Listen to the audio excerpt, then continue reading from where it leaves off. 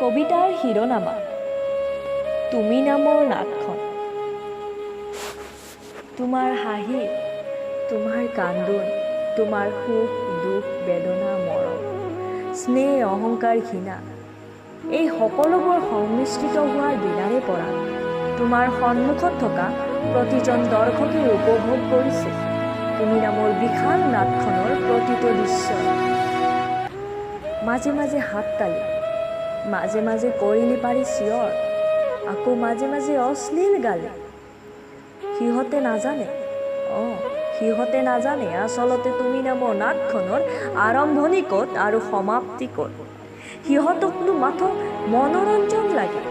সিহঁতৰ মনোৰঞ্জনৰ বাবে তুমি নামৰ নাটখন সিহঁতে বিচৰা ধৰণে প্ৰদৰ্শন কৰিব লাগিব। আৰু তাত তুমি নিজস্বতা বুলিবলৈ কোনো শব্দ বিচাৰি নোপোৱা। যেতিয়া তুমি ভাগৰি পৰিবা তেতিয়া তোমাৰ এনেকুৱা লাগিব যে ঘণ্টাবোৰ মিনিট হৈ গৈ আছে আৰু মিনিটবোৰ ছেকেণ্ড। পাৰ হৈ যোৱা সেই সময়বোৰে তোমাক বৰকৈ কন্দুৱাব আৰু বুকুখনলৈ চাবলৈ ভয় হ'ব তোমাৰ।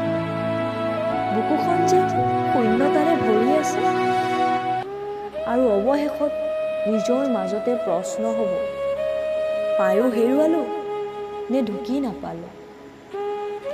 আৰু তেতিয়াই পথ পৰিব তুমি নামৰ নাটখনৰ অন্তিম